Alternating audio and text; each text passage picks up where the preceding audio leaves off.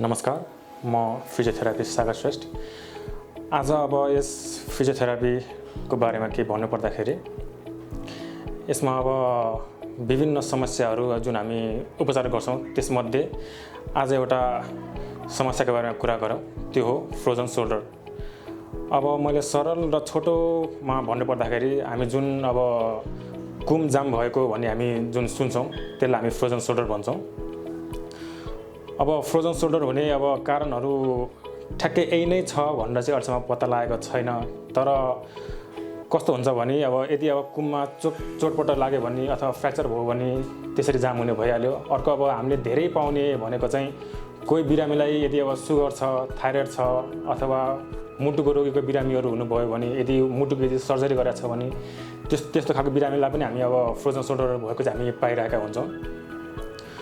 अब frozen shoulder भएर हामी बिरामी चाहिँ हामी यहाँ आउनु भएपछि प्रायः चाहिँ उहाँको हाम्रो कम्प्लेन के हुन्छ भने यदि अब हात अब माथिहरू जान गाह्रो भइरहेछ, सुत्दाखेरि अप्ठ्यारो भइरहेछ, त्यस्तो चाहिँ हाम्रो कम्प्लेन भइरहेको हुन्छ।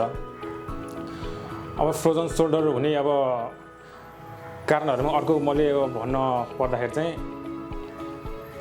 यदि अब कुनै मान्छेहरूको घाँटीमा नसा पनि अब केही अब च्यापेको छ अथवा केही अब खराबी भएको छ, समस्या भएको छ भने त्यो नसाले गर्दाखेरि पनि सोल्डरमा चाहिँ अब जाम हुनसक्छ।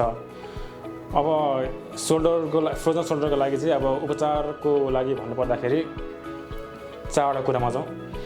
एउटा भनेको अब पहिला त पत्ता लगाउनु पऱ्यो कि फ्रोजन सोल्डर किन भइरहेछ।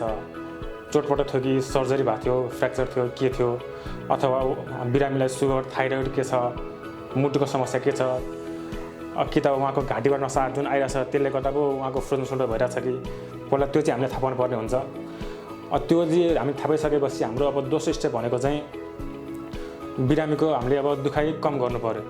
दुखाइ कम गर्न अब उहाँले हामीलाई औषधि दियो भने अब हामी थेरापीमा अब विभिन्न हाम्रो मेसिनहरूले सेक्ने, करेन्ट लाउने त्यस्तो अब दुखाइ एउटा कम गर्ने पाटो छँदैछ। अब तेस्रोमा चाहिँ हामीले अब उहाँको जुन जोर्नी जाम भएको हुन्छ त्यो जाम भएको जोर्नीलाई हामीले खोल्नुपर्ने हुन्छ। जोर्नी खोल्दाखेरि चाहिँ जुन हामी अब हाम्रो यो थेरापीमा जुन हामी एउटा यो टर्म युज गर्छौँ मोबिलाइजेसन भन्ने, त्यो टर्म अब त्यो भनौँ वा त्यो टेक्निकले भनौँ हामी त्यो चाहिँ अब जोर्नी जुन जाम छ त्यो जोर्नी चाहिँ हामी खोल्ने गर्छौँ। तर यतिले मात्रै पनि पुग्दैन, किनकि अब हाम्रो जुन शरीरमा जुन जोर्नी हुन्छ त्यो जोर्नी भन्ने कुरा चाहिँ आफै चल्ने कुरा होइन। जब त्यो जोर्नीको वरिपरि जुन मासुहरू हुन्छ त्यो मांसपेशीमा यदि राम्रोसँग ताकत छ, बल छ भने चाहिँ मात्रै त्यो मांसपेशीले त्यो जोर्नीलाई तान्छ अनि त्यो जोर्नी चल्ने हो।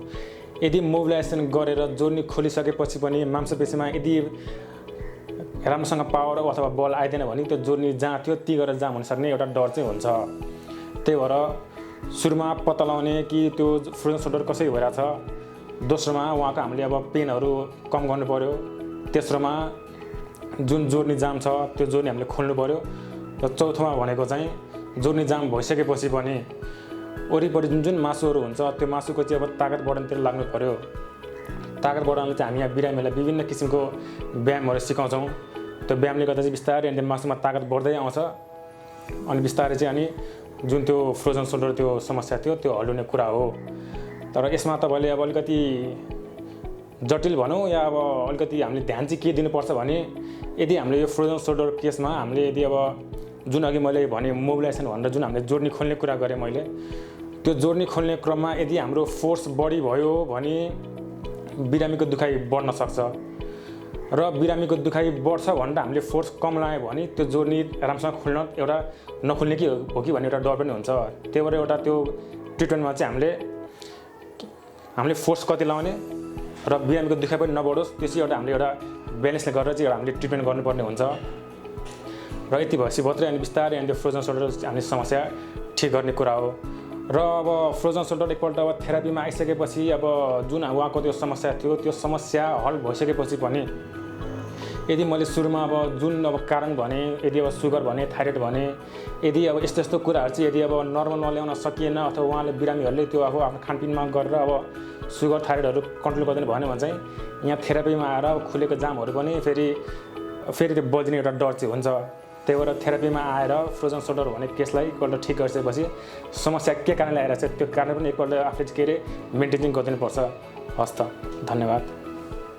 मेरो चाहिँ यो हात दुख्ने थियो 2-3 महिना अगाडिदेखि दुखेर चाहिँ मैले यो हात चलाएन यता मात्रै चलाएँ माथि यति जान्थेन थियो अनि म सारा हस्पिटल फिजियोथेरापी हस्पिटलमा आएर 9-10 दिन भयो यहाँ थेरापी गर्न थालेको अनि यो हात यसरी माथि जान्छ अहिले सजिलो भएको छ अनि यस पछाडि लानु हुन्थेन अहिले चाहिँ पछाडि लानु भएको छ अनि मैले मेन चाहिँ मैले कपाल कोर्न सक्दिनँ थिएँ लुगा लाउन सक्दिनँ थिएँ अनि जहिले यताबाट लाउनु पर्थ्यो अनि पहिला त जसरी लाउँदा नि हुन्थ्यो त्यो दुख्न थालेपछि चाहिँ यताबाट लाउँथेँ अनि अहिले चाहिँ इजी भएको छ यतैबाट लाउँछु यता जसरी लाउँदा नि हुन्छ म अरू हस्पिटलतिर पनि गएको थिएँ यो दुखेर अनि खासै राम्रो इम्प्रुभ भएन यहाँ आएपछि चाहिँ राम्रो भएको छ अहिले त तर यसरी चलाउनु भएको छ राम्रो भएको छ एकदम म चाहिँ खुसी छु धन्यवाद।